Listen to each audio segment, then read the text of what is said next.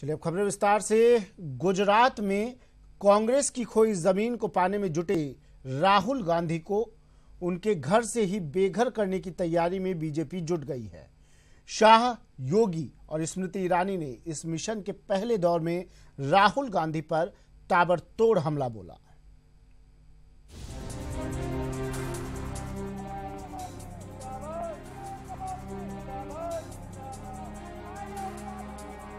कांग्रेस उपाध्यक्ष राहुल गांधी को उनके घर से खदेड़ने में जुटी बीजेपी ने अमेठी में 3 तरफा हमला बोल दिया। मैं कांग्रेस के शहजादे श्री राहुल गांधी को भी पूछना चाहता हूँ, 3 पीढ़ियों तक आपको अमेठी की जनता को ने वोट दिया, आप हमारे 3 साल के हिसाब मांगते हो राहुल बाबा।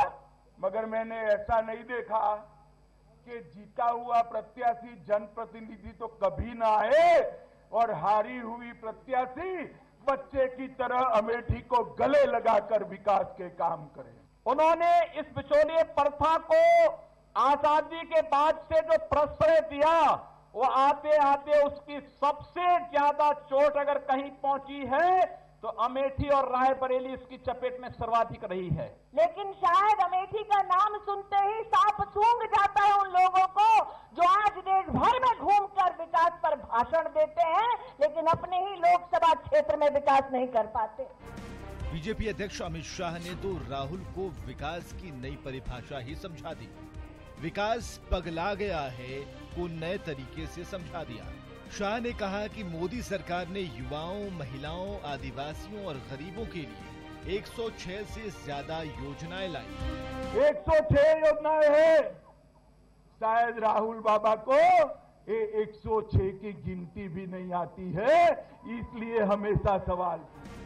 वहीं सीएम योगी और स्मृति ईरानी ने भी कोई कसर नहीं छोड़ी। जो 7 साल में ना हो सका अमेठी में, वो 6 माह में योगी जी की भारतीय जनता पार्टी की सरकार ने अमेठी में कर दिखाया। इस सम्राट साइकिल के नाम पर जमीन को राजीव गांधी फाउंडेशन के नाम पर हड़पने की जो साजिशें हो रही हैं, ये साजिश हम लोग कभी पूरा नहीं होने देंगे। बीजेपी दिग्गजों ने यहां सिर्फ राहुल पर हमला ही नहीं बोला, अमेठी को कई योजनाओं की सौगात भी दी, जिसमें अमेठी के 2500 लोगों को पीएम आवास दिया गया। 100 लोगों को राष्ट्रीय पारिवारिक लाभ योजना का स्वीकृति पत्र मिला। 25 दिव्यांगजनों को ट्राई साइकिल दी गई। 700 श्रमिकों को कल्याणकारी योजना का लाभ दिया गया। स्वच्छ भारत अभियान के तहत 3000 लोगों को शौचालय मिला।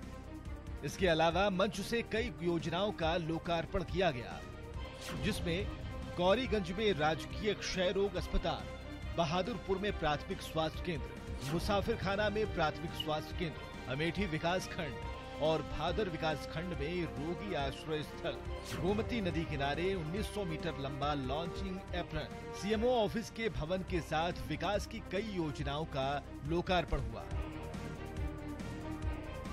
Bureau report, ETV news. Shah and company Rahul को अमेठी से बेघर करने का ताना बाना बुन रहे हैं। वहीं राहुल बीजेपी के गढ़ गुजरात में सेंध लगाने की कोशिश कर रहे हैं।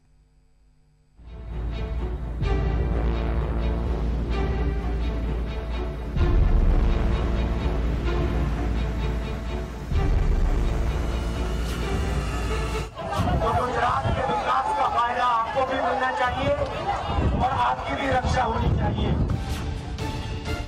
I don't believe in suppression of any voice.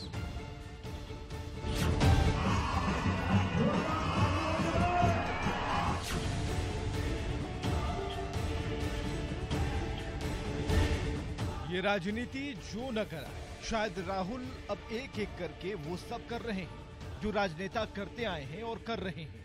Target है मिशन गुजरात और उसके लिए वो बीजेपी पर हमला बोल रहे हैं, मोदी पर निशाना साध रहे हैं, आरएसएस को कोस रहे हैं। तो मेन इनका संगठन आरएसएस है। कितनी महिलाएं हैं उसमें? आपने कभी देखा है शाखा में? आपने महिलाओं को देखा है शॉर्ट्स में? कभी देखा है? मैंने तो नहीं देखा है। राहुल के इस बयान पर बवाल होना था सो हो गया। बीजेपी ने पलटवार किया, वो भी महिला ब्रिगेड के जरिए। महिलाओं के बारे में जिस प्रकार की अभद्र टिप्पणी की है, राहुल जी का अगर ये मानना है कि शॉर्ट्स पहनना हिंदुस्तान में एम्पावरमेंट की निशानी है, तो एक महिला होने के नाते मैं उनका खंडन करना चाहती हूँ। इस प्रकार का ओछा बयान देने की अपेक्षा राहुल गांधी से निश्चित रूप से अब की जा सकती है। कांग्रेस की दृष्टि वो है, महिला के सामने ही आप देखते रहते हो कि उसने क्या पहना है, क्या नहीं पहना है। उधर राहुल गांधी पीएम मोदी पर ताबड़तोड़ हमला बोलते रहे, उनके कामकाज पर तंज कसते रहे। तो जब आप सेल्फी लेते हो उसमें देखो मेड इन चाइना, आप उनकी मदद कर रहे हो। और क्यों हो रही है मदद? क्योंकि हमारे देश का फोकस, हमारी लीडरशिप का फोकस, मोदी जी का फोकस जॉब्स पे नहीं है। बीजेपी के गढ़ गुजरात में 21 साल बाद राजनीतिक जमीन की तलाश में राहुल की मेहनत क्या रंग लाएगी, ये तो जनता बताएगी। फिलहाल बीजेपी के गढ़ में राहुल और राहुल के घर में बीजेपी के हल्ला बोल से सियासी पारा चढ़ा हुआ है। Bureau report, ETV news. बड़ी खबर आ रही है कश्मीर से। कश्मीर के बांदीपोरा में एनकाउंटर हुआ है। सुरक्षा बलों और आतंकियों के बीच एनकाउंटर। 2 से 3 आतंकियों के छिपे होने की आशंका जताई जा रही है। पूरे इलाके को सुरक्षा बलों ने घेर लिया है। दोनों तरफ से जोरदार फायरिंग हो रही है। 2 आतंकियों के मारे जाने की भी खबर। बड़ी खबर इस वक्त की। 2 आतंकियों के मारे जाने की खबर। बड़ी खबर कश्मीर के बांदीपोरा में एनकाउंटर। 2 से 3 आतंकियों के छिपे होने की आशंका। सुरक्षा बलों ने पूरे इलाके को घेर लिया है। दोनों तरफ से, आतंकियों की तरफ से भी और सुरक्षा बलों की तरफ से भी फायरिंग हो रही है। सुरक्षा बलों और आतंकियों के बीच एनकाउंटर। 2 आतंकियों के मारे जाने की भी खबर।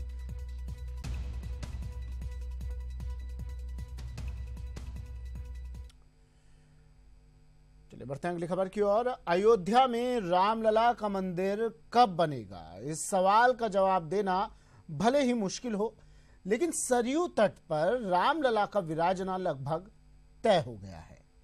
नव्य अयोध्या प्लान के तहत योगी सरकार जल्द ही ऐसा करने वाली है।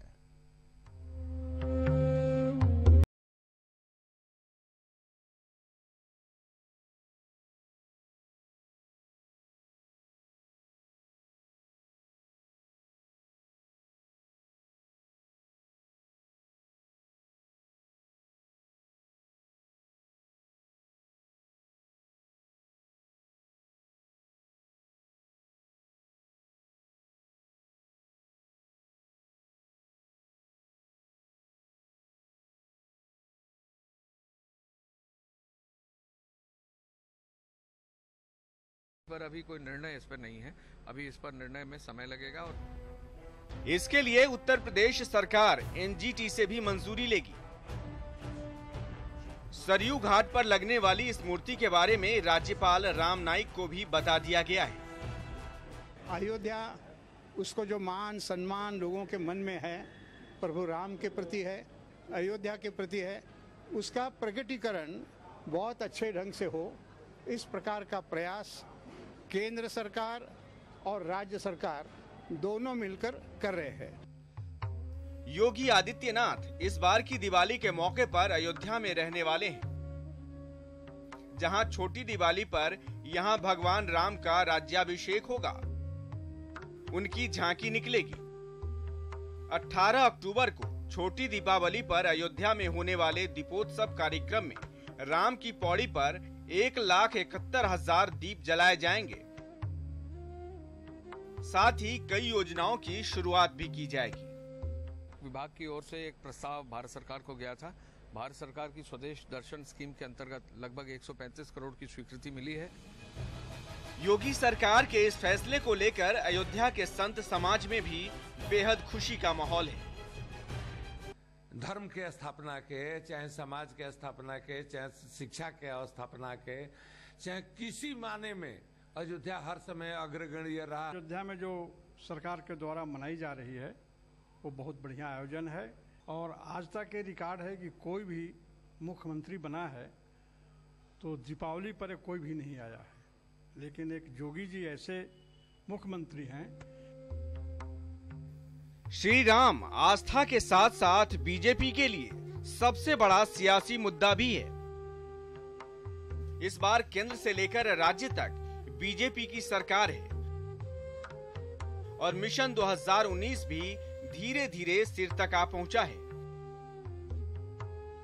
ऐसे में बीजेपी सरयू किनारे भगवान राम की मूर्ति लगाकर अपनी निष्ठा के साथ साथ नीयत भी साफ करने की कोशिश में है।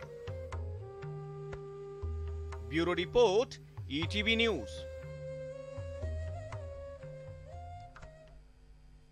दिल्ली के बाद अब महाराष्ट्र में भी बिना पटाखों के दिवाली मनानी होगी, क्योंकि बॉम्बे हाईकोर्ट ने रिहायशी इलाकों में क्रैकर्स की बिक्री को बैन कर दिया है।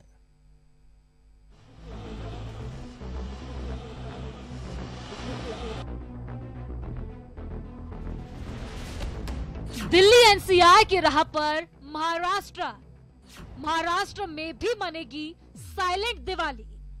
बॉम्बे हाई कोर्ट ने पटाखों की बिक्री पर लगाई रोक।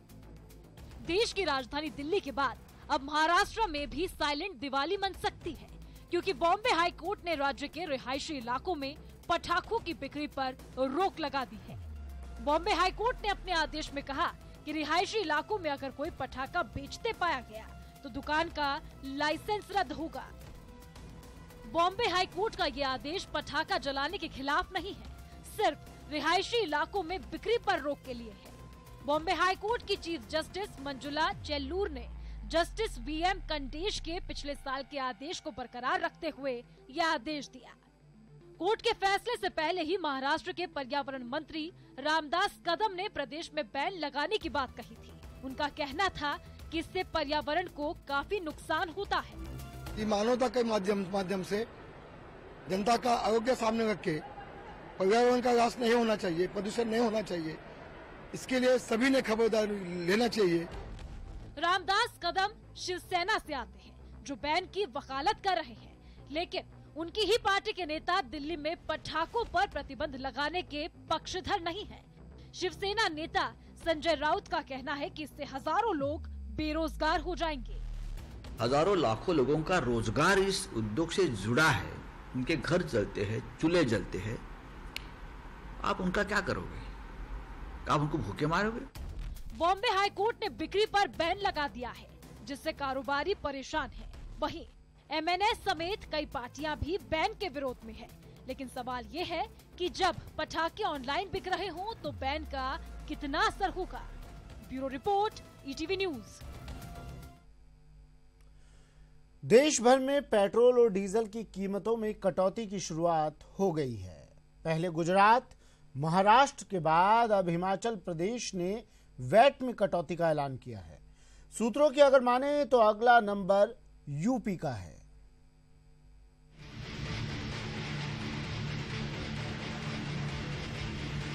गुजरात महाराष्ट्र के लोगों के अच्छे दिन। रूपाणी फडणवीस सरकार ने दिया तोहफा, वैट कम कर पेट्रोल डीजल के दाम घटाए। तेल की कीमत कम करने की केंद्र सरकार की अपील का असर दिखने लगा है। बीजेपी शासित राज्यों की सरकारों ने अपने प्रदेश में पेट्रोल और डीजल पर लगे वैट में कटौती करनी शुरू कर दी। गुजरात की रूपाणी सरकार ने पेट्रोल की कीमत में 2.93 रुपए प्रति लीटर और डीजल की कीमत में 2.72 रुपए प्रति लीटर की कमी कर दी है। राज्य सरकारे निर्णय कर्यो छे के जे वेटमा टेक्सेशनना जे दर हता एमां 4% घटाडो। गुजरात की राह पर चलते हुए महाराष्ट्र सरकार ने भी पेट्रोल डीजल के दाम में कमी करने का ऐलान किया है। तो हमने निर्णय किया है कि पेट्रोल के दाम 2 रुपए से कम हो गए, डीजल के दाम 1 रुपए से कम हो गए। इससे हमारे राज्य के आर्थिक दृष्टिकोण से 2015 करोड़ की हानि होना अंदाजित है। बीजेपी शासित राज्यों ने पेट्रोल डीजल के दाम में कमी करना शुरू कर दिया है, लेकिन अब सवाल उठता है कि इस फेहरिस्त में अगला कौन है। सूत्रों की माने तो यूपी की योगी सरकार भी पेट्रोल डीजल पर वैट घटाने पर विचार कर रही है, जबकि हाल ही में केंद्रीय पेट्रोलियम मंत्री धर्मेंद्र प्रधान ने बिहार के सीएम नीतीश कुमार से मुलाकात कर वैट घटाने की अपील की है। Bureau report, ETV news.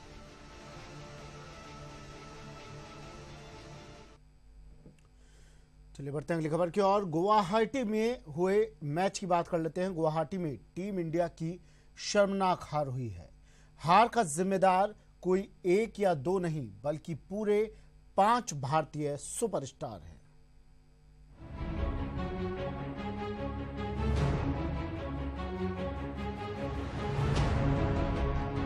Guwahati में कोहली की ये सेना ऑस्ट्रेलियाई टीम के सामने ऐसे धड़ाम से गिरी मानो कंगारुओं ने कोई चमत्कार कर दिखाया हो।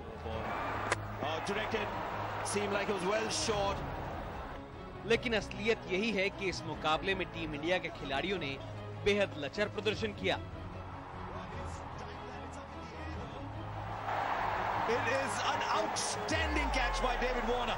चलिए आपको हार के 5 विलन दिखाते हैं। रोहित शर्मा। वनडे सीरीज के हीरो रोहित टी20 सीरीज में बिल्कुल फुस हो गए। ऐसा लगा कि बल्ले को सांप सूंघ गया हो। रोहित पहले ही ओवर में बेंड्रॉफ का शिकार बने। कैप्टन कोहली। टॉस जीतकर मददगार पिच पर ऑस्ट्रेलिया ने पहले गेंदबाजी का फैसला किया। यकीनन कैप्टन कोहली भी ये जानते थे कि इस पिच पर रुककर खेलना होगा, लेकिन दूसरी गेंद पर कोहली जाते बने और टीम इंडिया पर शुरुआत में ही दबाव आ गया। नहीं चला माही का मैजिक। वेटरन माही ने गुवाहाटी टी20 में पूरी तरह से निराश किया। उनसे उम्मीदें इसलिए भी ज्यादा थी क्योंकि जिस स्टेज को धोनी सबसे ज्यादा लाइक करते हैं मौका वैसा ही था। हैरानी तो ये है कि धोनी आईपीएल में अपनी ही टीम के स्पिनर एडम जंपा की गेंद पर गच्चा खा गए और माही के विकेट के साथ ही टीम इंडिया की कमर टूट गई। Dhoni's gone. कभी हीरो कभी जीरो। सीजन में भारत की खोज माने जा रहे युवा चहल और कुलदीप ने टीम इंडिया की लुटिया डुबो दी। जब बोर्ड पर महज 118 रन थे तब चहल और कुलदीप ने पानी की तरह रन बहा दिए और 30 गेंदबाजों की दिलाई अच्छी शुरुआत के बाद भी टीम इंडिया काल के गाल में समा गई। इससे पहले बल्लेबाजी करते हुए टीम इंडिया ने ऑस्ट्रेलिया के सामने घुटने टेक दिए और ऑस्ट्रेलिया के नए नवेले बेंड्रॉफ ने टीम इंडिया को 4 झटके देते हुए भारत को महज 118 रन पर समेट दिया। जवाब में टीम इंडिया ने ऑस्ट्रेलिया को शुरुआती झटके तो दिए, लेकिन फिर एनरिकेज और हेड मैच टीम इंडिया से छीन ले गए और मुकाबला 8 विकेट से ऑस्ट्रेलिया ने अपने नाम कर लिया। इस जीत के साथ ही ऑस्ट्रेलिया ने सीरीज में वापसी भी कर ली और अब सीरीज का तीसरा और आखिरी मुकाबला डिसाइडर होगा। Sports desk, ETV news. चलिए सुप्रभात इंडिया में फिलहाल इतना ही। ईटीवी पर खबरों का सिलसिला जारी रहेगा। बने रहिए हमारे साथ। नमस्कार।